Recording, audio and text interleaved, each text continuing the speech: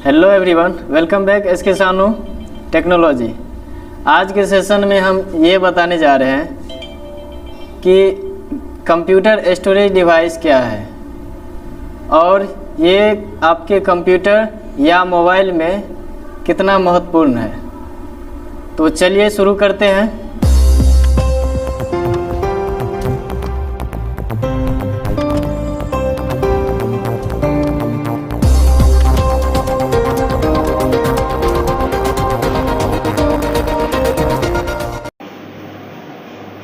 ये वीडियो खास करके उनके लिए है जो डाटा एंट्री ऑपरेटर का प्रिपरेशन करना चाहते हैं, चाहे वो बेल्ट्रॉन का कैंडिडेट हो या एग्जीक्यूटिव असिस्टेंट जिसको कार्यपालक सहायक बोलते हैं, या कोई भी नाइलेट हो, ट्रिपल सी हो।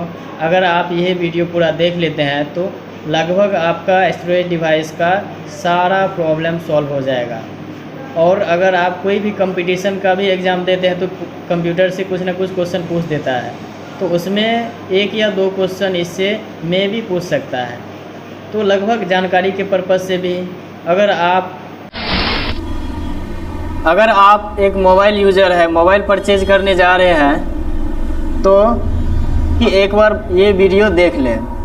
दूसरे जो कंप्यूटर परचेज करने जा रहे हैं, कंप्यूटर खरीदने के लिए जा रहे हैं, तो वो भी स्टोरेज डिवाइस के बारे में जानकारी ले लें। तो चलिए सबसे पहले स्टोरेज डिवाइस में क्या सब आता है। अभी आपके सामने जो दिख रहा है स्क्रीन पे, CD, DVD, Blu ray disc, RAM, ROM, magnetic tape होगा, ये सारा जो भी दिख रहा है ये आपका स्टोरेज डिवाइस के कैटेगरी में आता है।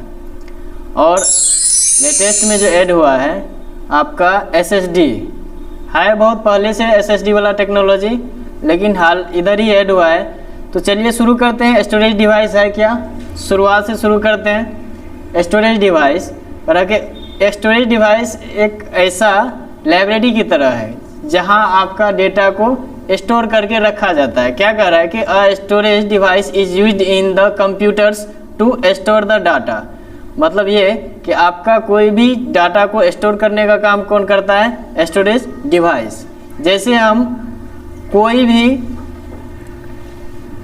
हम फ़ोन या मोबाइल में कोई भी डेटा को जब तक यूज करते हैं तब तक वो एक अलग मेमोरी में चलता है, अलग स्टोरेज में चलता है। जैसे उसको हम सेव करते हैं वो एक दूसरे स्टोरेज में चला जाता है। तो इसीलिए इसको कहा गया कि स्टोरेज का भी प्रकार होता है, टाइप होता है। तो वो स्टोरेज डिवाइस दो प्रकार के होता है। पहला हो गया प्राइमरी स्टोरेज डिवाइस और दूसरा है सेकेंडरी स्टोरेज डिवाइस। तो प्राइमरी स्टोरेज डिवाइस को ही मेन मेमोरी भी बोलते हैं, चाहे वो फ़ोन हो या आपका लैपटॉप या डेस्कटॉप हो। तो प्राइमरी मेमोरी में को ही क्या बोलते हैं, मेन मेमोरी। मेन मेमोरी को इंटरनल मेमोरी और प्राइम मेमोरी के भी नाम से जानते हैं। अक्सर जो है इसको सिंपली यूज मेमोरी करके बोलते हैं। और यह डायरेक्टली एक्सेस रहता है कहाँ पे, सीपीयू में। ऐसा मेमोरी जो सीपीयू के नज़दीक एडजस्ट रहता है, फिक्स रहता है, उसको भी हम प्राइमरी मेमोरी बोलते हैं। है कि primary memory as main memory या इंटरनल मेमोरी प्राइम मेमोरी। और यह अक्सर क्या होता है कि आपका सीपीयू से ज़्यादा या अटैच रहता है। ठीक है, तो आगे देखते हैं फिर क्या है। कह रहा कि इसका कुछ एग्जाम्पल दीजिए। एग्जाम्पल क्या है, प्राइमरी मेमोरी आपका 4 प्रकार का होता है। पहला हो गया रजिस्टर, दूसरा है रैम, तीसरा रोम और चौथा कैश मेमोरी। और मेरे ख्याल से कैश मेमोरी का नाम पहली बार सुने होंगे। तो चलिए हम एक एक करके देखते हैं। सबसे पहले रजिस्टर की बात करते हैं। रजिस्टर मेमोरी क्या है कि आपका जैसे सीपीयू है, आपका एक सीपीयू होता है जिसको प्रोसेसर और माइक्रो प्रोसेसर के नाम से जानते हैं। सीपीयू को प्रोसेसर या माइक्रो प्रोसेसर के नाम से जानते हैं।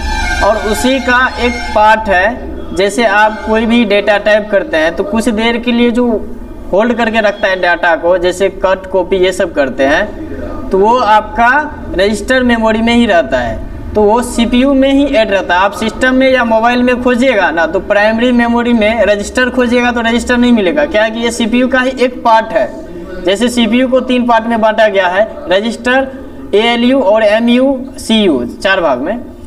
तो उसी का एक पार्ट हो गया आपका रजिस्टर, ठीक है।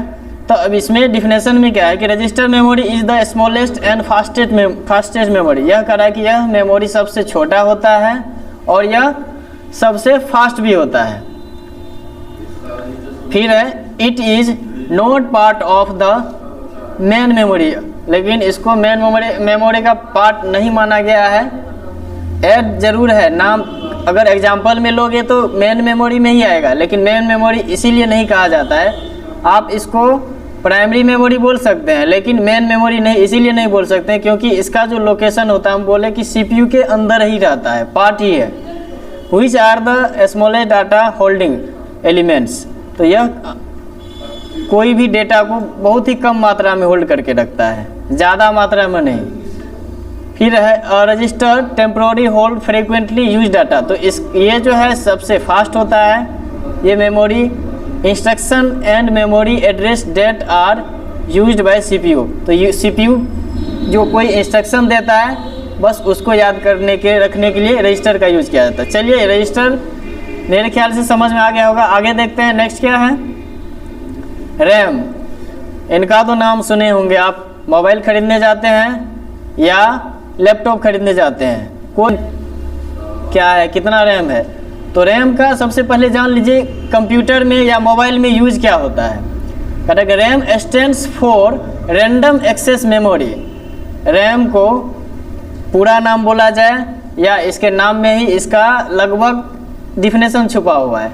रैम को रैंडम एक्सेस मेमोरी इसीलिए बोला जाता है कि आप रैम, जैसे आप कंप्यूटर या मोबाइल को ऑन करते हैं, ऑन होने के बाद जो भी क्रिया, जो भी कार्य कर रहे होते हैं, वो तब तक रैम उसको रीड भी करता है, राइट भी करता है।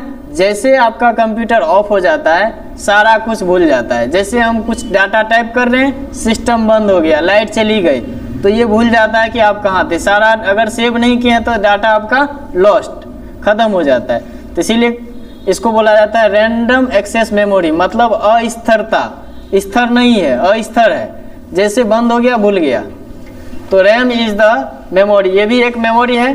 Can perform both read and write operation without any sequence. तो सीधा जान लीजिए मेन इसका जो मेनली यूज है रैम का, अगर आपके फ़ोन में ज़्यादा रैम है तो आप फ़ोन में ज़्यादा एप्लीकेशन इंस्टॉल कर सकते हैं और उसको अच्छे से एक्सेस भी कर सकते हैं। जैसे आप कोई गेम खेलते हैं तो उसमें अगर रैम कम रहता है तो उस आपका फ़ोन स्लो चलने लगता है, हैंग भी करने लगता है। तो इसका सीधा अर्थ है कि आप रैम जो है आपके एप्लीकेशन को जितना अधिक रहेगा उतना तेज़ी से, उतना फ्रीक्वेंटली रीड करेगा और राइट भी करेगा, ठीक है। तो पहले ही हम बता चुके हैं रैम एक वोलाटाइल मेमोरी है, मतलब अस्थिर है, ऑफ हो जाएगा, भूल जाएगा कि आप क्या कर रहे थे, कहाँ थे। और it losses it's content when the power is switch off. ये तो हम बता चुके हैं, जैसे आपका सिस्टम है या मोबाइल है, ऑफ होगा, भूल जाएगा। तो रैम, अब क्वेश्चन ये है कि रैम भी दो भागों में या कितने भागों में बांटा गया है। तो दो भाग में रैम को बांटा गया है। पहला है डी रैम, दूसरा है एस रैम। और डी रैम क्या है, एस रैम क्या है, इससे ये पता चलेगा कि कोई भी फ़ोन जो हम परचेज करते हैं तो 8 GB रैम सस्ता में क्यों मिल जाता है। अगर महंगा ब्रांडेड फ़ोन है, सैमसंग का या एप्पल का फ़ोन है, और वो 4 GB का ही ज़्यादा चार्ज क्यों करता है। तो ये एस रैम और डी रैम का ही वहाँ पे डिफरेंस है। अब दिखाते हैं, सबसे पहले डी रैम की ओर चलते हैं। डी रैम का पूरा नाम है dynamic random access memory. D RAM is a type of random access semiconductor memory. Semiconductor का नाम सुने होंगे या देखे होंगे, लेकिन पहचानते नहीं होंगे बहुत सारे स्टूडेंट। सेमीकंडक्टर आप मोबाइल जैसे खुलता है ना, या चार्जर कभी खुलता है तो उसमें छोटा छोटा कीट टाइप का उसमें लगा हुआ देखे होंगे। कीट में छोटा छोटा जो है ना, लगेगा कि मरीच टाइप का बिछाया हुआ है, नहीं तो उसी को बोलते हैं सेमीकंडक्टर, ठीक है। Semiconductor memory that store each bit of data memory cell usually consisting of tiny capacitor. और इसमें जो कैपेसिटर भी लगा रहता है वो छोटा छोटा लगा रहता है। कैपेसिटर मतलब आप जैसे मोबाइल या चार्जर का कोई एडेप्टर होता है ना, जैसे मोबाइल चार्जर होता है, कोई एडेप्टर होता है, तो उसमें वोल्टेज को कांस्टेंट करने के लिए उसमें कैपेसिटर लगा दिया जाता है। ठीक है, तो इसमें भी कैपेसिटर की संख्या रहता है और ट्रांजिस्टर की संख्या भी रहती है। तो सारा मिला के तब आपका क्या बनता है, DRAM, मतलब डायनामिक रैंडम एक्सेस मेमोरी। ठीक है, तो सीधा जान लीजिए इसमें सेमीकंडक्टर का यूज होता है और कैपेसिटर का यूज होता है, और ये मेटल ऑक्साइड है। आप देख लीजिए ये रैम देखने से ही चल रहा है कि इसमें जो लगा हुआ है ट्रांजिस्टर, अभी हम थोड़ा देर के बाद SRAM देखेंगे तो उसमें पूरा पता चलेगा, बड़ा बड़ा चिप नज़र आएगा। इसमें सेमीकंडक्टर है तो छोटा छोटा है, पता नहीं चल रहा है। तो ये है आपका DRAM। तो आपका सस्ता वाला फ़ोन है, लगभग फ़ोन में आपको DRAM ही मिलेगा। आगे देखते हैं, अब SRAM की ओर चलते हैं। इसमें देखिए ये जो चिप लगा हुआ है, पता चल रहा है इसमें जो चिप है कितना बड़ा बड़ा चिप है, ये चिप रह गया। ठीक है, तो ये चिप हम चिप भी इसको बोलते हैं, और चिप इसमें वही चीज़ लगा हुआ है जो उसमें था। ठीक है, सेमीकंडक्टर जिसको बोलते हैं। तो SRAM is a type of random access memory, यह भी एक रैम का ही प्रकार है। यूजेज लैचिंग, इसको फ्लिप फ्लॉप में भी बोलते हैं। फ्लिप फ्लॉप का मतलब ये हुआ कि टू स्टोर ईच बिट, प्रत्येक बिट का डेटा को ये स्टोर करके रखेगा। अब बाद बाकी वोलेटाइल तो है ही, जैसे आपका वोलेटाइल का मतलब हुआ जैसे पावर गया आपका सारा डेटा लॉस्ट हो जाएगा। तो SRAM जो है इसमें सेमीकंडक्टर लगा रहता है और बड़े मात्रा में रहता है। ठीक है, और रोम में DRAM में छोटे मात्रा में, बहुत कम मात्रा में रहता है। अब है कि दोनों में क्या अंतर है SRAM और DRAM में, तो चलिए बारीकी से देखते हैं कि SRAM जो होता है जिसको स्टैटिक रैम बोलते हैं, यह फास्टर होता है किससे, DRAM से। DRAM स्लोअर होता है, SRAM फास्टर होता है। एक्सपेंसिव होता है SRAM, और DRAM सस्ता मिल जाता है। एक्सपेंसिव मतलब हुआ महंगा। पावर आपका ज़्यादा लेता है कौन, DRAM में ट्रांजिस्टर की संख्या कम होती है। जो वो सेमीकंडक्टर हम देखे थे उसकी संख्या किस में कम होती है, DRAM में, डायनामिक रैम में, और स्टैटिक रैम में अधिक होती है। ठीक है, और उसमें सेमीकंडक्टर लगा हुआ रहता है, इसमें ट्रांजिस्टर लगा हुआ रहता है, और ये बड़ी मात्रा में होता है, वो कम मात्रा में होता है। बस दोनों में यही अंतर है कि आपका स्टैटिक रैम फास्ट चलता है, डायनामिक रैम स्लो चलता है। तो फिर है कि does not to be refreshed, static RAM को रिफ्रेश बार बार रिफ्रेश करने की ज़रूरत नहीं है, लेकिन इसमें क्या है कि need to be refresh thousands of time per second. कह रहा है कि पर सेकेंड में, मतलब 1000 जैसे 1000 सेकेंड हुआ, उस जितना 1000 सेकेंड के बाद इसको रिफ्रेश करना पड़ता है, किसको, डायनामिक रैम को। तो इसीलिए महंगा कौन सा रैम हो गया आपका SRAM, और सस्ता में मिल जाता है कौन सा, डायनामिक रैम या DRAM। नेक्स्ट है, अब देखते हैं रोम। रैम तो समझ में आ गया, अब रोम को समझते हैं। रोम का कहाँ यूज है, रोम का क्या काम है। इसका पूरा अगर बोला जाए, पूरा फुल फॉर्म तो रीड ओनली मेमोरी। नाम से ही पता चल रहा है कि ये केवल रीड करता होगा, पढ़ता होगा। तो कह रहा है कि they are certain essential function that are computer must perform when it is switched on yellow. ठीक है, तो ये कह रहा है कि ये एसेंशियल है, फंक्शनल है, कंप्यूटर ये परफॉर्म कब करेगा, जब आपका सिस्टम ऑन होगा। ऑन को ही बूट बोलते हैं, बूटिंग सिस्टम को स्टार्ट या रीस्टार्ट बोले थे बूट। तो जब आपका सिस्टम ऑन होगा तो आपका रोम काम करेगा, ऑफ रहेगा तो नहीं काम करेगा। लेकिन ये भूलने वाला बीमारी इसको नहीं है, जितना मान के चलो। इसका यूज कहाँ होता है हम आगे एग्जांपल में देखते हैं, तब वहाँ पता चल जाएगा। आगे देखते हैं। फिर कह ROM store the basic input output system, मतलब बायोस। ठीक है, बायोस का मतलब हुआ कि आपके सिस्टम में पहले से प्रोग्रामिंग किया हुआ है। जैसे बचपन में वो फ़ोन आता था जिसमें 5 या 6 गाना पहले से फिक्स रहता था, तो एक बटन दबाते थे दूसरा गाना, दूसरा बचा तीसरा गाना सेट किया हुआ रहता था, उसमें रोम का यूज किया हुआ रहता था। ठीक है, हाँ। तो वॉशिंग मशीन में देखते हैं, कपड़ा उसको धोना है, घुमाना है चक्के को, जैसे क्लिक करते तो वो घुमाने लगता है। तो तो बड़ा बड़ा जैसे फ्रिज में हो गया, कौन बटन दबाएंगे उसमें सेट किया हुआ है कि हमको जो है ना रेड वाला बटन दबाना है तो ज़्यादा कूलिंग करेगा, तो पहले से प्रोग्रामिंग सेट करके रखा हुआ है। अगर वॉशिंग मशीन ऑफ हो गया, लाइट चली गई, फिर से लाइट आई, तो जहाँ से उसका क्रिया ख़त्म हुआ था फिर वहीं से शुरू करता है। तो रोम इसीलिए ज़रूरी है आपके फ़ोन में भी और अदर डिवाइस में भी, ठीक है। तो यह हम बताए थे कि नॉन वोलाटाइल होता है, मतलब स्थिर होता है, ये भूलता वगैरह नहीं है।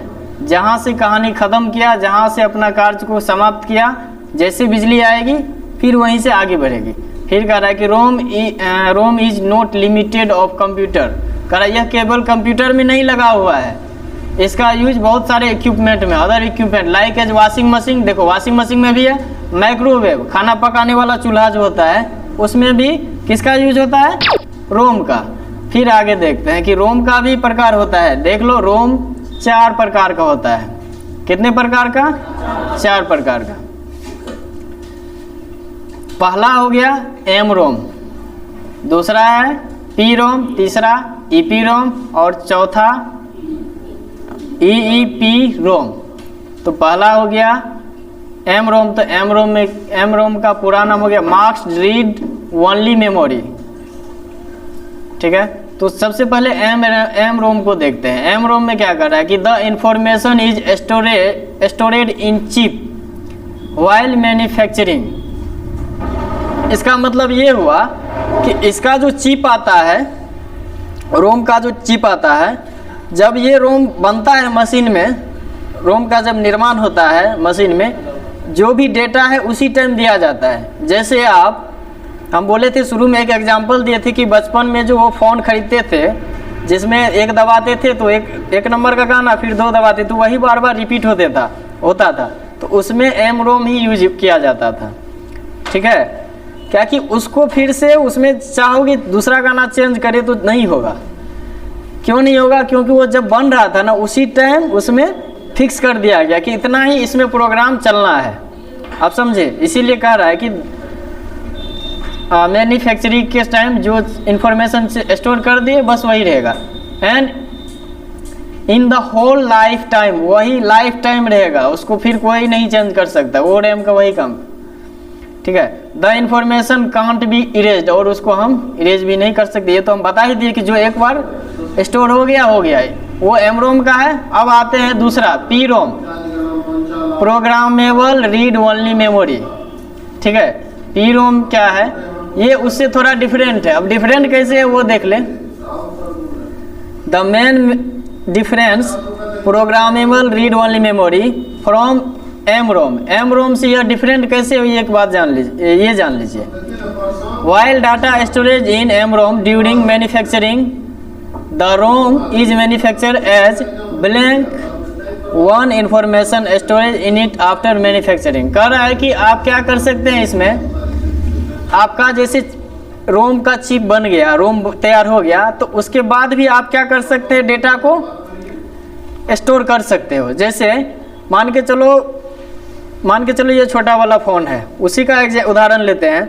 उसमें डेटा पहले से 5 गो सॉन्ग या कुछ सेट किया हुआ है, फिर चाहेंगे कि 5 गो उसमें वो इरेज करके हटा के उसमें दूसरा दे दे, तो ये आपको पॉसिबल है किसमें, पी रोम में, ठीक है। पी रोम में हो जाएगा, कोई दिक्कत नहीं है। अब है ईपी रोम। ईपी रोम में क्या है, EP ROM can save its data up to 35 years more. कह रहा कि ईपी रोम जो है उससे थोड़ा बेहतर है। अब बेहतर कैसे है, कह रहा कि 35 साल, ये कह रहा है कि ईपी रोम सेव कर सकता है कितना, 35 साल तक के डेटा को ये क्या कर सकता है, सेव कर सकता है।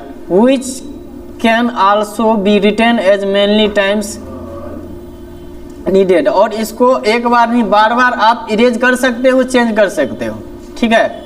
आपका पी रोम में क्या था कि आप एक बार इरेज करके उसमें दे दो, लेकिन इसमें क्या है कि आप बार बार क्या कर सकते हो, डेटा को इरेज कर दो, चेंज करते जाओ। जैसे मेमोरी कार्ड होता है ना, मेमोरी कार्ड तो होता उसी टाइप का। मान के चलो आपके पास आपकी डिवाइस में रैम लगा हुआ है, जैसे फ़ोन में ही लगा हुआ है। फ़ोन को जैसे फॉर्मेट करते हैं सारा डेटा इरेज, इसमें हम फिर से अगर चाहेंगे कि दूसरे सिरे से दूसरे सेटिंग वगैरह चेंज कर दे, बदलाव कर दे, तो होता है ना, ठीक है। सेटिंग चेंज करते हैं तो वो उसी तरह से प्रोसेस करने लगता है। तो सीधा जान लीजिए वो रोम आपका जो सेटिंग वगैरह स्टेब्लिश किया हुआ है वो रोम का ही कार्य है, ठीक है।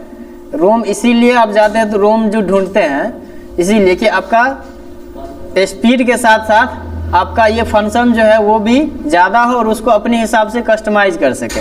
तो ये है, इसको आप क्या है कि 30 से 40 बार आप इसको यूवी लाइट मतलब एक रेज के किरण के द्वारा, लाइट के द्वारा आप वो रैम को इरेज कर सकते हो, मतलब डाटा को हटा सकते हो, फिर से डाटा उसमें स्टोर कर सकते हो, ठीक है।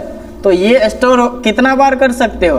1000 बार, बस 1000 बार ही होगा, उससे अधिक नहीं होगा। किस में? ईपी रोम में।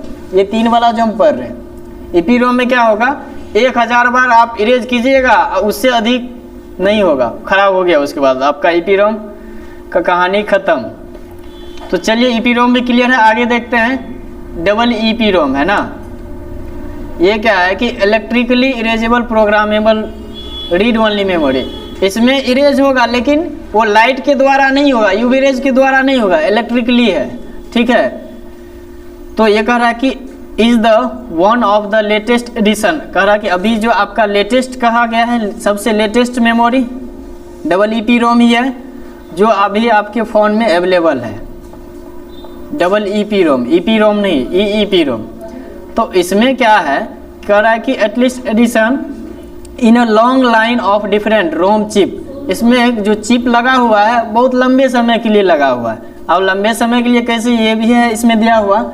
लंबे समय बोला जाए तो कह रहा है कि sorry the endurance of data rewriting it much higher, 10 lakh है ना, 10 लाख टाइम्स और मोर देन बिफोर। कह रहा है कि अगर इसमें डेटा को आप बार बार इरेज कीजिएगा तो एक बार नहीं 10 लाख से भी अधिक बार आपका डेटा इरेज होगा और स्टोर भी होगा।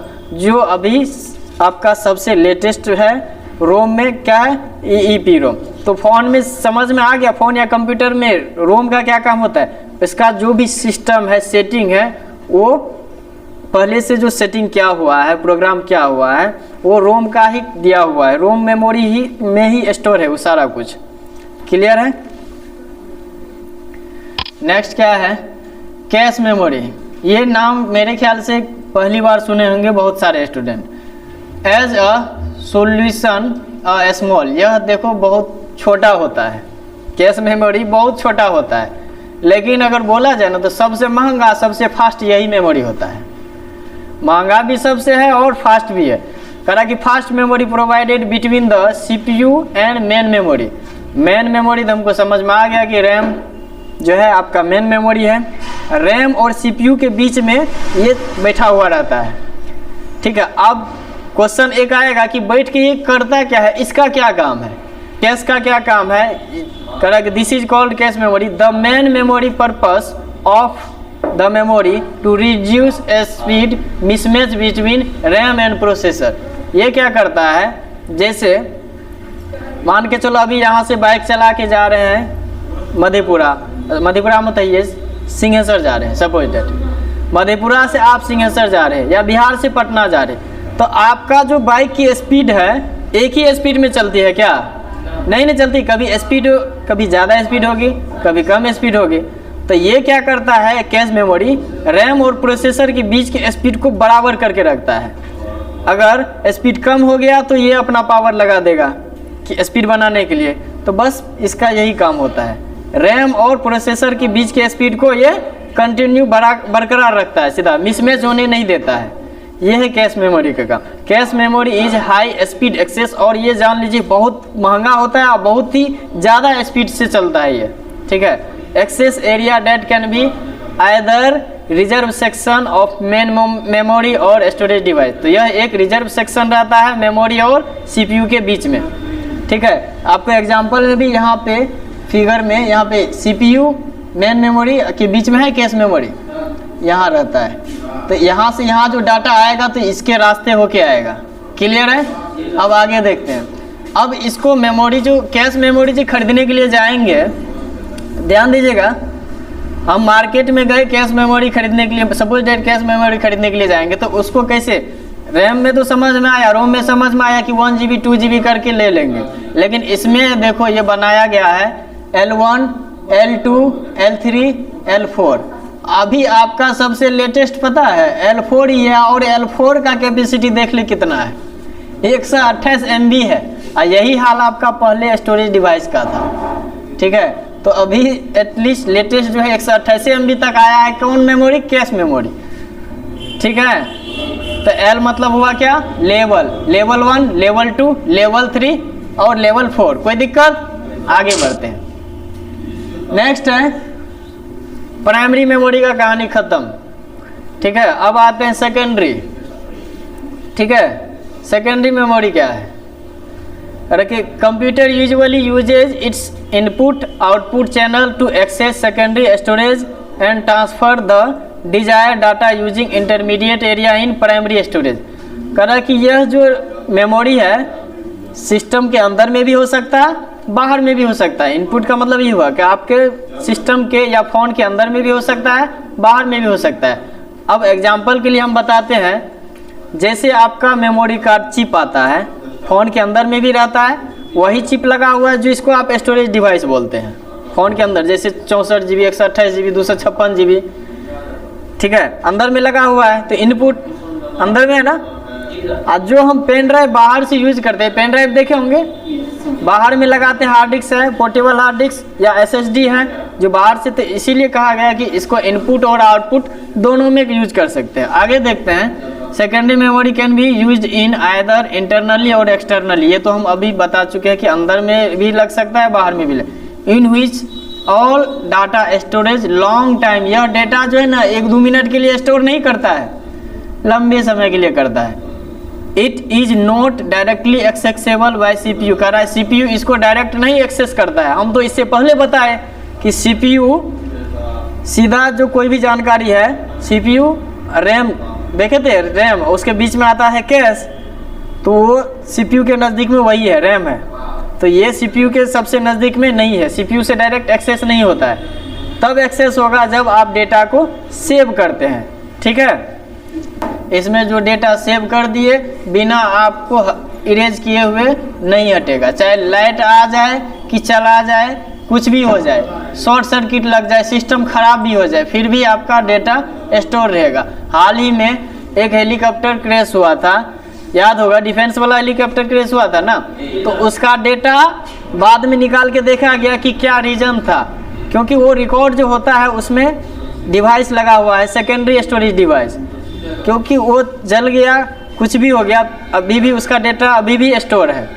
तो सीधा जान लीजिए कि जब हम डेटा को सेव कर लेते हैं, सेव हो जाता है कंप्यूटर में, तो वो सेकेंडरी स्टोरेज डिवाइस में चला जाता है। जब तक सेव नहीं करते हैं तब तक आपका प्राइमरी में, जैसे सेव कर लिए सेकेंडरी में चला गया। नेक्स्ट है सेकेंडरी स्टोरेज डिवाइस का भी एग्जाम्पल है, देख लीजिए क्या सब है, इसमें क्या सब आता है, थोड़ा जाना पहचाना हुआ मिलेगा। मैग्नेटिक स्टोरेज डिवाइस है, ऑप्टिकल स्टोरेज डिवाइस है, फ्लैश मेमोरी डिवाइस है और ऑनलाइन क्लाउड सिस्टम है। तो यहाँ पे कुछ हम एग्जांपल में दिखाए हैं, देख लीजिए। मैग्नेटिक स्टोरेज है, ये मैग्नेटिक से ही हार्ड डिस्क और ये जो टेप चलता था पहले, अब तो बंद हो चुका है, ये मैग्नेटिक स्टोरेज डिवाइस था। ऑप्टिकल ये जो देखे थे पहले जो चलता था CD DVD ब्लूरे डिस्क, वही। फ्लैश ड्राइव अभी जो लेटेस्ट में चल रहा है, मेमोरी कार्ड, पेन ड्राइव, ये सब फ्लैश में आ गया। और सबसे जो लेटेस्ट है ये है क्लाउड, नहीं, ऑनलाइन क्लाउड सिस्टम बोलते हैं। ये मेमोरी जो है आपका यहाँ स्टोरेज नहीं करता, बस इस पर आप अकाउंट बनाते हैं। चलिए हम इसको बारीकी से देखते हैं। सबसे पहले हम आते हैं मैग्नेटिक स्टोरेज डिवाइस को देखते हैं। In the magnetic storage device all data storage with using magnetised medium. करा कि मैग्नेटिक स्टोरेज डिवाइस का क्या काम है कि एक चुंबक की तरह डेटा को क्या करता है, स्टोर करने का कार्य करता है, स्टोर करता है। And those type of data saved in that medium in binary form like a 0 and 1। तो कह रहा है कि इसमें डाटा स्टोर होता है, लेकिन हम जैसे बोलते हैं मान के चलो राम श्याम, तो राम श्याम के फॉर्मेट में डेटा नहीं सेव होता है, 0 और 1 0 और 1 वही फॉर्मेट में, जिसको मशीन लैंग्वेज या बाइनरी लैंग्वेज बोलते हैं, वैसा वही लैंग्वेज में डेटा को क्या करता है, स्टोर करता है। Magnetic storage device can be perform read and right activity very easily. कह रहा है कि बहुत ही आसानी से ये क्या करता है, डाटा को रीड भी कर लेता है और राइट भी। राइट का मतलब हुआ कोई भी डेटा को इरेज करना, डिलीट करना, फिर से उस पर कुछ लिख देना, कुछ कॉपी करके फिर से पेस्ट कर देना, तो वो हो गया आपका राइट। तो रीड का मतलब हुआ जो डेटा स्टोर है, जैसे आप मान के चलो क्या सब एग्जांपल में, फ्लॉपी डिस्क है, हार्ड डिस्क ड्राइव है, मैग्नेटिक टेप है और जिप डिस्क है। तो चलिए इसको भी हम देखते हैं। पहला एग्जांपल है फ्लॉपी डिस्क का, इसको नहीं देखे होंगे, नाम भी मेरे ख्याल से आज पहली बार सुन रहे होंगे। फ्लॉपी डिस्क फ्लॉप कैसे हो गया वो देख लो। Floppy disk drive disk is magnetic storage medium. तो ये एक मैग्नेटिक तरफ है, मैग्नेट से जैसे आपका इलेक्ट्रिसिटी आता है तो एक मैग्नेट फील्ड बनाता है ना, वैसे ही आपका ये इलेक्ट्रिसिटी नहीं होता था, लेकिन परत चढ़ाया जाता है, मैग्नेटिक फील्ड बनाया जाता था, उस पर डेटा को स्टोर किया जाता था, तो मैग्नेटिक माध्यम से। Storage medium of computer system, the floppy disk is composed of a thin. तो यह बहुत पतला होता था, ठीक है, डिस्क जैसा ही होता था, लेकिन यहाँ पे दिख रहा है, ये लग रहा है कि कार्ड है, नहीं, बहुत पतला होता था, ठीक है। Magnetic disk sailed in a square, square मतलब देखो ये स्क्वायर टाइप का होता था, ये प्लास्टिक करियर, और ये प्लास्टिक का कवर टाइप का प्लास्टिक जैसा दिखता था और बहुत ही कलरफुल में मिलता था, देख लो यहाँ पे। फिर कह रहा है कि the first 8 inch floppy disk had a storage capacity about 80 KB है, मतलब 80 KB, समझ में आता है कितना कम डेटा है। 80 KB का था पहला जो आया था, और वो बड़ा था कितना, 8 इंची का था, नहीं, पहला जो आया था 8 इंच का था। Disk had storage capacity 80 KB, 80 KB का था, क्लियर है। बाय इसको खोजा कब गया कि 1986 में, 1986 में, और कौन खोजा, IBM, ठीक है, IBM इंट्रोड्यूस किया, और ये लास्ट में जाते जाते 3 से लेके 1.5 इंच तक का आया, और इसका मैक्सिमम कैपेसिटी बताए कितना तक गया, मैक्सिमम कैपेसिटी गया 800 KB से 2.8 MB तक, समझ में आ रहा है, 2.8 MB मतलब 3 MB भी नहीं, इसीलिए स्टोरेज कैपेसिटी बहुत कम था, फ्लॉपी फ्लॉप हो गया, समझ में आ रहा है। और इसका यूज होता था जैसे अभी हम पेन ड्राइव का यूज करते हैं एक कंप्यूटर से दूसरे कंप्यूटर में डाटा भेजने के लिए, उसी तरह फ्लॉपी डिस्क का यूज होता था। जैसे मान के चलो मेरे सिस्टम में कोई डाटा है, कोई वीडियोज है, कोई मूवी है, हम दूसरे सिस्टम में ले जाएंगे तो फ्लॉपी डिस्क लगाते थे और दूसरे सिस्टम में जाके फिर से वहाँ कॉपी किया हुआ डाटा को पेस्ट कर देते थे। तो ऐसे ही यूज होता था फ्लॉपी डिस्क का। अब आगे देखते हैं क्या है, यूज होता था फ्लॉपी डिस्क का। अब आगे देखते हैं क्या है। हाँ, इसका एक बार मेजरमेंट के बारे में देख लेते हैं। मेजरमेंट कैसे होता था। सबसे पहले था बीट। अगर पूछेगा कंप्यूटर की सबसे छोटी इकाई तो बीट बोलना है। क्या बोलना है? बीट। बीट का मतलब ये होता है 0 और 1। बीट का मतलब क्या होता है? 0 और 1, ठीक है, मतलब 0 1 मिला के 1 बीट। अब यहाँ समझ में आएगा कि टीबी, पीबी, एचबी, केबी, एमबी सारा कुछ समझ में आ जाएगा। ध्यान थोड़ा दीजिएगा। सबसे पहले यहाँ पे देखिए 0 और 1 मिलके 1 बीट बना। उसके बाद 4 बीट अगर मिला दिए तो 1 निबल बना। 4 बीट मिलाए तो 1 निबल बना। तो कितना बार 0 1 होगा? 4 बार 0 और 4 बार 1, ठीक है। उसके बाद 8 बीट अगर हो गया तो 1 बाइट हो गया। बीट से अब कहाँ पहुँच गए हम लोग? बाइट पे। 8 बीट हो गया तो 1 बाइट हो गया। 8 बीट मिला करके 1 बाइट। उसके बाद अब आते हैं केबी पे, ठीक है। केबी में क्या है, यहाँ पे ध्यान दीजिएगा। केबी में उसके बाद इसको एक कैलकुलेशन के लिए फिक्स कर दिया गया 1024 करके। 1024 बाइट्स बराबर 1 के। 24 बाइट्स बराबर, बीट नहीं, हम 0 1 पे थे, अभी कहाँ पहुँच गए? 1024 बाइट्स के पास। 1024 बाइट्स बराबर 1 केबी होता है। 1024 केबी बराबर ध्यान दीजिएगा 1024 KB बराबर 1 MB होता है। समझ में आ रहा है? 1024 MB बराबर 1 GB होता है। 1024 GB बराबर 1 TB होता है। 1024 TB बराबर 1 PB। 1024 PB बराबर 1 EB। 1024 EB बराबर 1 ZB। 1024 ZB बराबर 1 YB। में खोजोगे ना तो TBA में मिलेगा, उसमें भी 1024 TB नहीं 2 TB तक मिलेगा स्टोरेज डिवाइस। अब आगे बढ़ते हैं। पहला है हार्ड डिस्क, जो कि अभी आपके सिस्टम में, सारा सिस्टम में हार्ड डिस्क लगा हुआ है। अब हार्ड डिस्क क्या होता है? फ्लॉपी तो फ्लॉप हो गया, कब का चला गया, अब आया है हार्ड डिस्क। इसका क्या काम होता है वो देख ले। हार्ड डिस्क ड्राइव यानी HDD के नाम से भी बोलते हैं, hard disk drive, hard drive भी उसको बोलते हैं, fix disk and electromechanical data storage के भी नाम से जानते हैं। इसका यूज होता है अधिकतर लार्ज अमाउंट में डाटा को स्टोर करने के लिए। लार्ज मतलब क्या होता है? बहुत बड़ा, ठीक है। बड़ा मतलब अब ये देखिए शुरू कहाँ से हुआ था, 160 GB से आया था हार्ड डिस्क, ठीक है। शुरू में जो स्टोर करने का कैपेसिटी था इसका 160 GB था हार्ड डिस्क का। अभी कहाँ तक पहुँचा है पता है? TB तक, GB से TB तक पहुँचा है, 2 TB तक गया है, और इससे आगे नहीं बता सकते हैं, मार्केट में अवेलेबल नहीं है, ठीक है। आगे देखते हैं।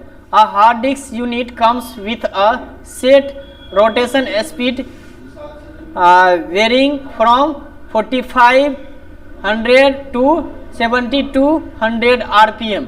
ये RPM क्या होता है पता है आपका? मान के चलो पहले DVD में जो CD लगाते थे तो घूमते रहता था CD, जब रुक जाता था तो मूवी भी आपका रुक जाता था। कैसेट जो था आपका CD चलते चलते रुक जाता था तो आपका वही पिक्चर रुक जाता था। ऐसे ही हार्ड डिस्क में है। आप हार्ड डिस्क जो देखोगे ना, अभी ये दिखने में कैसा लग रहा है कि पोर्टेबल जैसा, ये पोर्टेबल जैसा लग रहा है, लेकिन इसके अंदर में वही कैसेट जैसा लगा हुआ है, समझे? इसीलिए इसको मैग्नेटिक के कैटेगरी में रखा गया है। मैग्नेटिक एक आपको स्टील टाइप का कैसेट दिखेगा, हार्ड डिस्क को खोलोगे ना अंदर में तो वो घूमते रहता है, चलते रहता है। इसीलिए हार्ड डिस्क जो है ज़्यादा पावर भी कंज्यूम करता है, ठीक है। तो देख लीजिए, एक हो गया इंटरनल हार्ड डिस्क, ये हो गया इंटरनल हार्ड डिस्क, और ये हो गया एक्सटर्नल हार्ड डिस्क। इंटरनल मतलब सिस्टम के अंदर में लगा हुआ ये वाला हार्ड डिस्क है, ये देख लो। ये है जो बाहर में लगाते हैं हार्ड डिस्क, बाहर मतलब बाहर में लगा दिए, जैसे पेन ड्राइव लगाते हैं और डाटा एक जगह से दूसरे जगह लेके चले गए, फिर वहां पे रख लिए, तो ये है आपका हार्ड डिस्क। अब आते हैं मैग्नेटिक टेप की ओर। अब ये तो बंद हो चुका है लगभग, कहीं मिल जाए तो समझ लीजिएगा कि बहुत पुराना है, ठीक है। अभी लेटेस्ट ये मार्केट में अवेलेबल ही नहीं है, मिलना बंद हो गया है, ठीक है। तो ये कैसे काम करता है? कह रहा मैग्नेटिकली कोटेड स्ट्रिप, वो पट्टी जो है, ये पट्टी दिख रहा होगा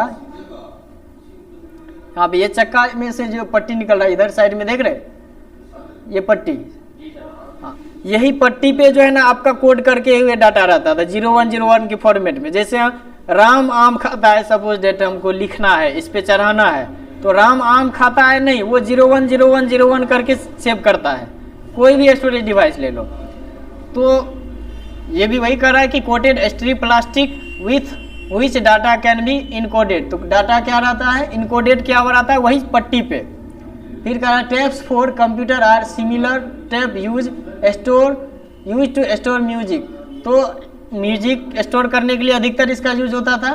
tape is much less expensive than other storage medium but commonly a much slower solution is commonly use for backup. तो देखो इसमें क्या होता था पता है, ध्यान दीजिए, इसमें क्या होता था कि डाटा को ये स्टोर कर लेता था और सस्ता में मिल जाता था, 20 रुपया 40 रुपया में कैसेट मिल जाता था, तो सस्ता था, फिर क्यों बंद हो गया? लेकिन इसमें डाटा रखते थे ना कैसेट में, तो डेटा जैसे करप्ट कर गया, उड़ गया, या इसका टेप खराब हो गया, तो वो क्या होता था, डेटा को फिर बैकअप करने का कोई सुविधा ही नहीं था, इसीलिए ये चला गया, फ्लॉप हो गया। आगे बढ़ते हैं।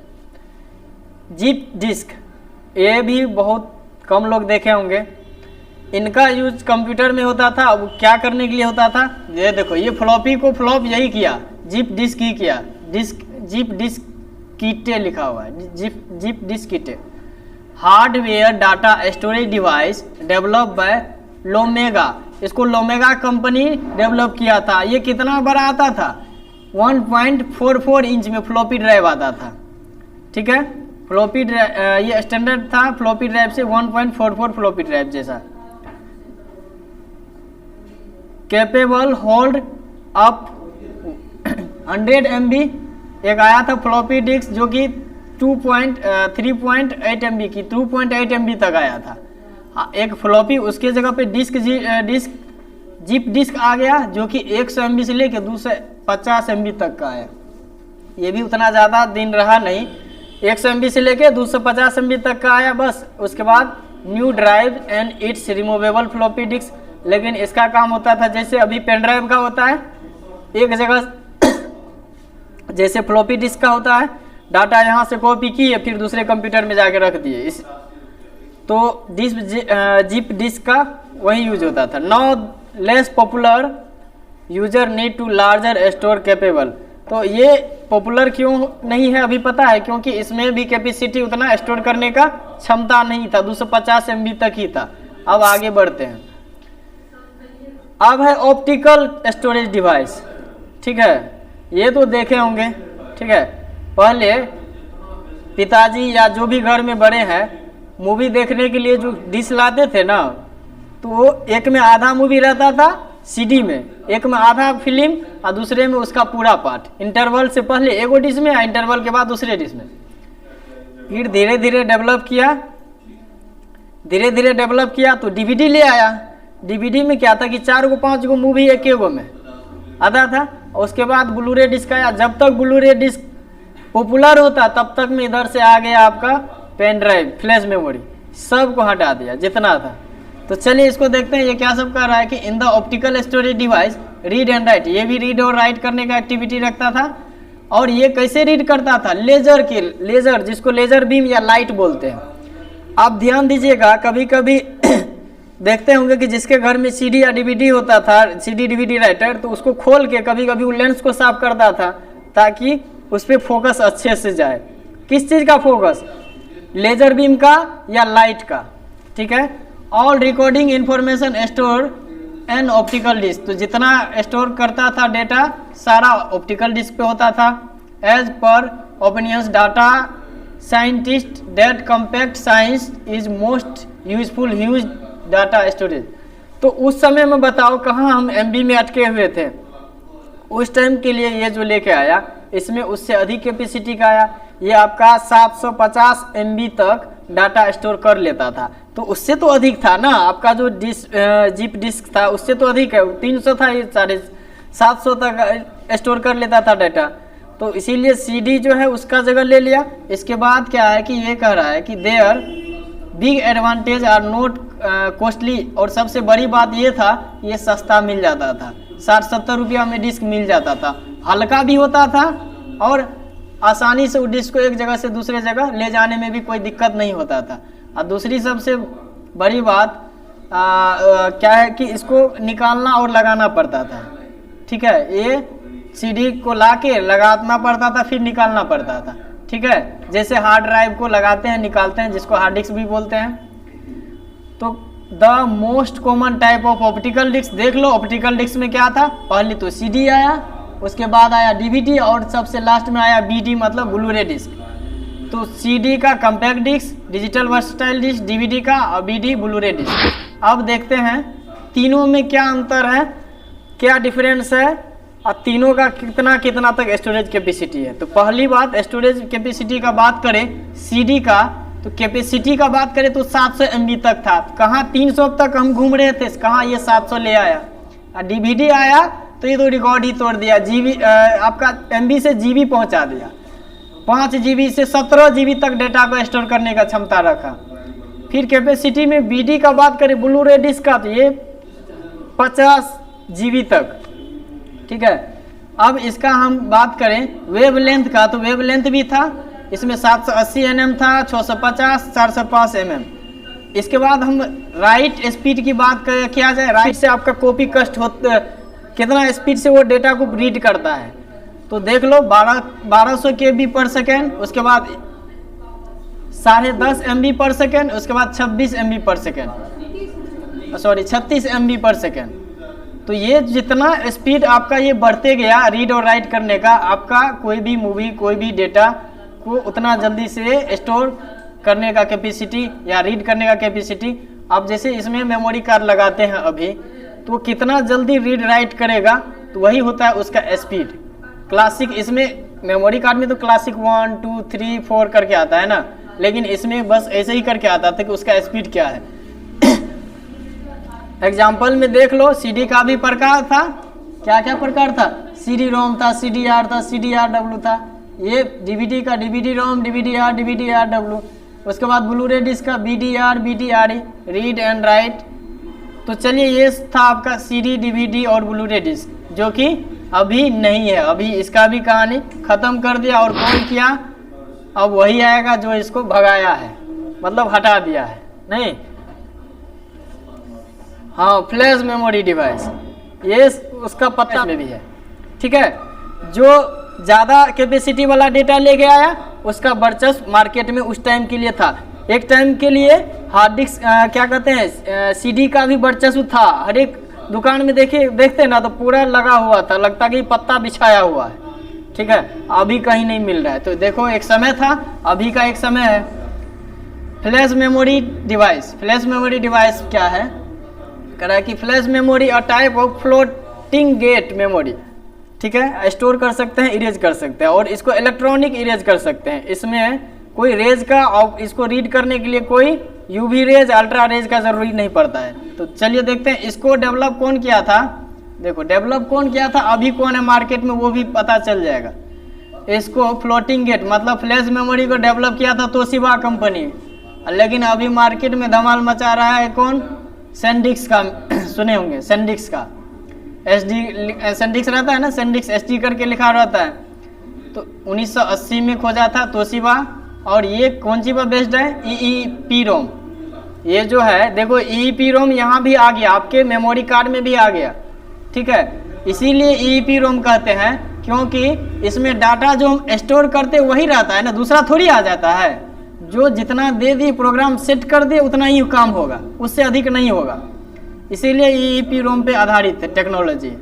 Toshiba began marketing flash memory 1987, और ये मार्केट में अच्छे से बेच रहे थे कब, 1987 में। ठीक है, flash memory is an electronic non volatile computer storage medium. ये नॉन वोलाटाइल है। ये जो है, जो डेटा आप, नॉन वोलाटाइल का मतलब हुआ कि स्थिर है। जो डेटा हम एक बार टाइप कर दिए वो फिर दोबारा मिटने वाला नहीं है, वो वैसा ही रहेगा, धरा का धरा हुआ रहेगा। मान के चलो इसमें 10 गो वीडियो डाउनलोड करके रख दिए मेमोरी कार्ड में या फोन में, तो जब तक इसको हम डिलीट नहीं करेंगे तब तक डिलीट होगा नहीं होगा। इसीलिए इसको बोला जाता है नॉन वोलाटाइल। ठीक है, स्थिर। आगे देखते हैं, date can B electrically erase and perform. इसको आसानी से इलेक्ट्रिकली इरेज कर सकते थे। फिर कह रहा है flash memory also use for storing data computer as well electronic device.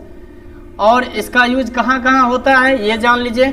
MP3 media player, पहले आता था मीडिया प्लेयर, केवल उसमें MP3 सुनते थे।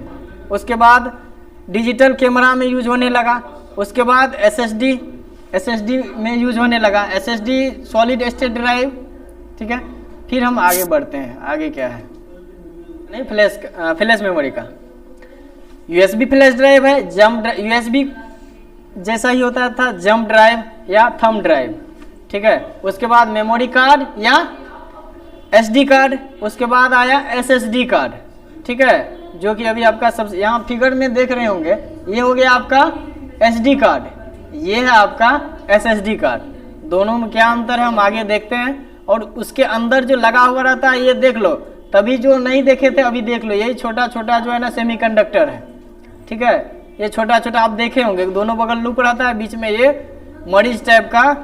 नहीं जी, चलो आगे देखते हैं। अब है USB फ्लैश ड्राइव क्या है। ठीक है, USB फ्लैश ड्राइव को थंब ड्राइव के भी नाम से जानते हैं। अब क्यों जानते हैं थंब ड्राइव के, ये अंगूठा जैसा नहीं लग रहा है, अरे ऐसे अंगूठा देखो तो ऐसा नहीं लग रहा है थंब ड्राइव। इसीलिए उसको थंब ड्राइव बोलते थे। ठीक है, इसका क्या है कि इसको थंब ड्राइव के भी नाम से जानते हैं, क्योंकि ये थंब जैसा है, अंगूठा जैसा है। ठीक, include flash memory with an integrated USB interface. और ये जो लगा हुआ है देखो यूएसबी टाइप से, जो हम यूएसबी पोर्ट वो होता है जो आपका सिस्टम में चौकोर रूप से दिखता है, जिसमें आप कीबोर्ड लगाते हैं तो वो चौकोर दिख रहा है ना, जिसमें इनपुट होता है उसी को बोलते हैं यूएसबी। ठीक है, तो USB flash drive multi level, MLC बोलते थे इसको, multi level, which is good for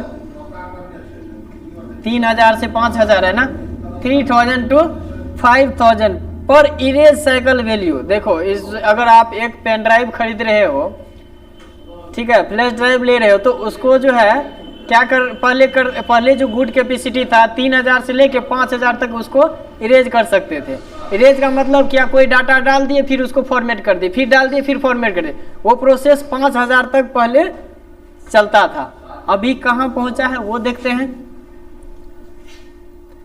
5000 ये कह रहा है कि इरेज साइकिल। ठीक, however some drives are designed with single level cell, SLC. अब जो है एसएलसी में आने लगा, पहले एमएलसी में आता था तो 3000 से 5000 बार इरेज होता था, लेकिन अब होता है कितना बार पता है, 1,00,000 बार।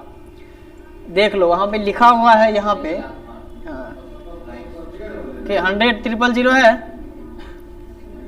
5 को 0 हो गया, 1,00,000 बार। अब हम क्या कर सकते हैं, हाँ फॉर्मेट, कोई भी डेटा डाल सकते हैं उसको फॉर्मेट कर सकते हैं या डिलीट कर सकते हैं।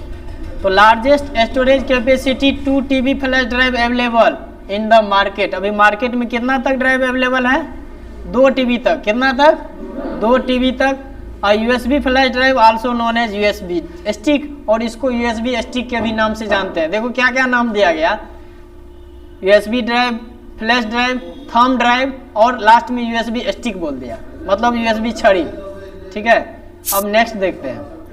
अब मेमोरी कार्ड, यूएसबी ड्राइव तो देख लिया, मेमोरी कार्ड के बारे में जानते हैं और इसका यूज कहाँ कहाँ होता है वो भी जान लेते हैं। Memory card is an electronic data storage device, यह भी इलेक्ट्रॉनिक डाटा को स्टोर करता है। ये डेटा को क्या करता है, इलेक्ट्रॉनिक स्टोरेज, मतलब इसमें कोई भी डाटा जो स्टोर होता है तो फोन से ना कॉपी करके पेस्ट कर देते हैं, कोई अलग मशीन पे तो नहीं लेके जाते हैं, फोन से ही हो जाता है, तो उसी को बोलते हैं इलेक्ट्रॉनिक। मतलब जो इलेक्ट्रॉनिक डिवाइस वो होता है जो बिजली से चलता है, बैटरी जो लगा हुआ है तो बिजली, वो भी बिजली ही देता है, तो बिजली से चलने वाला जो भी डिवाइस है उसको इलेक्ट्रॉनिक बोलते हैं। तो जो बिजली से काम हो जाए इलेक्ट्रिकली उसको बोलते हैं। तो इलेक्ट्रिकली इसमें होता था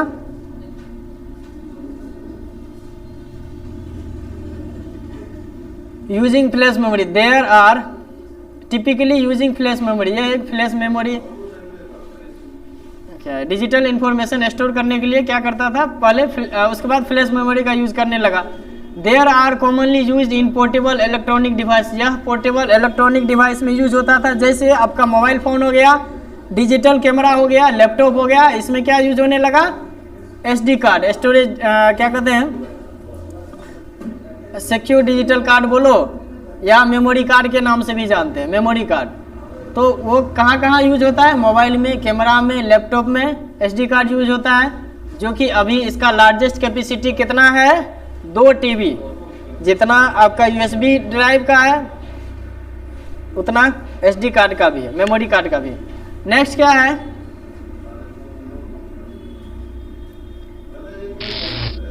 नेक्स्ट है SSD। SSD अभी आपका पता है सबसे लेटेस्ट ड्राइव माना गया फिजिकल में तो SSD है। और इनको अच्छे से समझ लीजिए, अगर आप लैपटॉप खरीदने जा रहे हैं तो थोड़ा ध्यान दीजिएगा कि आप पूछिएगा कि इसमें इंटरनल जो लगा हुआ है स्टोरेज हार्ड डिस्क है या SSD है, तो SSD ही होना चाहिए, ना कि हार्ड डिस्क होना चाहिए। अब SSD और हार्ड डिस्क में क्या अंतर है वो भी हम बता देंगे, फिलहाल हम SSD को जानते हैं। SSD क्या है, A solid state drive SSD is a solid state storage, इसको solid state storage बोलते हैं। That uses integrated circuit, मतलब इसमें ऐसी चिप लगा हुआ है, assembles are store persistency typically using flash memory. जैसे आपका फ्लैश मेमोरी था ना, अभी जो फ्लैश मेमोरी में देखे थे मेमोरी कार्ड में और आपका इसमें पेन ड्राइव में, बस वैसे ही इसमें सेमीकंडक्टर जैसे उसमें लगा हुआ था वैसे ही इसमें भी लगा हुआ था। It is also sometimes called semiconductor storage device. इसको सेमीकंडक्टर स्टोरेज डिवाइस भी कहते हैं। एसएसडी को एसएसडी और सॉलिड स्टेट डिस्क कहते हैं। SSD store data in semiconductor cell. जैसे हम शुरू में देखे थे रोम के बारे में देखे थे, वही जैसे रोम काम करता है बस वैसे ही ये भी कार्य करता है। लेकिन इसमें जो सेमीकंडक्टर है बड़ी मात्रा में लगा हुआ है और इसका कैपेसिटी कितना तक है अभी स्टोर करने का पता है?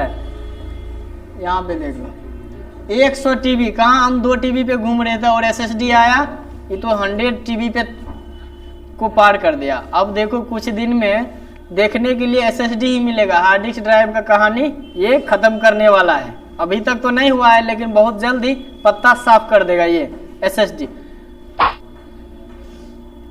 अब आते हैं क्लाउड स्टोरेज डिवाइस।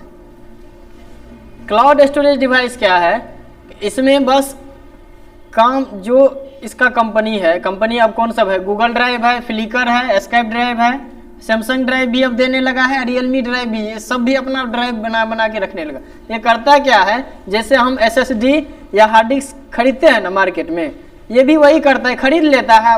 एक दूगो नहीं खरीदता है, पूरा रूम भर के खरीद लेता है और सबको पोर्ट में कनेक्ट कर लेता है। आप जो डाटा आपको एक लिंक दे देता है ऑनलाइन, ठीक है, आप अकाउंट बनाते हैं, पैसा पेड कर देते हैं, उसके बाद जो डाटा अपलोड करते हैं ड्राइव में, वो बस उसका काम है कि एक डिस्क हार्ड डिस्क या कोई भी एसएसडी ड्राइव को पूरा रूम भर के रख लिया, अपना स्टोर बना लिया। आप जो डाटा रखते हैं उसका वो चार्ज लेने लगता है। तो आपको इससे क्या फ़ायदा क्या मिलता है कि डाटा आपका करप्ट कर जाए, ख़राब हो जाए, कोई फ़र्क नहीं। जैसे ये फ़ोन है, फ़ोन में मान के चलो 1000 फ़ोटो है, आपके पास फ़ोन है, फ़ोन में 1000 फ़ोटो है, फ़ोन गुम हो गया, फ़ोटो भी चला गया। फ़ोन में ज्वाइनिंग लेटर था, फ़ोन गुम हो गया, ज्वाइनिंग लेटर गया, नौकरी गया नहीं। लेकिन अगर क्लाउड स्टोरेज पे जाओगे, एक बार सेव कर दिए तो आपका डेटा फिर दोबारा जाएगा नहीं, क्योंकि आप फ़ोन खो जाए, कुछ हो जाए, बस आईडी, पासवर्ड, ईमेल आईडी और पासवर्ड याद होना चाहिए, जिसको हम गूगल ड्राइव बोलते थे। गूगल ड्राइव भी है। Cloud storage means that storage data online cloud. कह रहा है कि ये नेट के बिना नहीं चलने वाला है, जब तक आपका इंटरनेट चलेगा ऑनलाइन, इसीलिए बोला गया। इंटरनेट है तो ये डेटा को एक्सेस कर सकते हैं, नहीं है तो नहीं देख सकते हैं।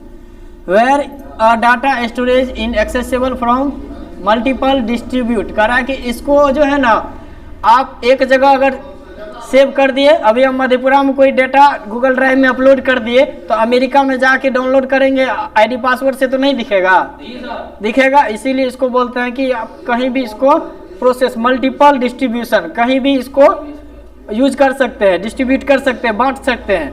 कनेक्टेड क्या कर रहा है, डिस्ट्रीब्यूटेड एंड कनेक्टेड रिसोर्सेज। तो इसके लिए एक रिसोर्सेज चाहिए ऑनलाइन करने के लिए, कोई भी कंप्यूटर मोबाइल तो चाहिए। सबसे बड़ा एडवांटेज है कि बिग एडवांटेज ये है कि यह जगह आपका नहीं लेता है, कोई जगह तो नहीं ले रहा है, ठीक है। Limitation as well not need carry and storage device. तो और इसमें जोड़ने की ज़रूरत ही नहीं है, तो हम शुरू में ही बता दिए। चलिए जाते जाते एक चीज़ और जान लीजिए जो कि हमको शुरू में ही बताना चाहिए था कि पहले कैसा आता था स्टोरेज डिवाइस, ये जान लीजिए। शुरुआत तो हम देखे कि एम्बियर में आता था, इलेक्ट्रिकली देखे थे, यूवी रेज से देखे थे। अब पंच कार्ड देखिए ये कैसे काम करता था। पेपर देखे हैं, कॉपी में कलम से जैसे छेद करते हैं बिंदा बिंदा करके, कंप्यूटर ऐसे डाटा को स्टोर करके रखते हैं। जैसे राम लिखते थे तो वो ऐसे छेद कर करके राम लिखता था, ठीक है। ये ऐसे ही बता रहा है कि पंच कार्ड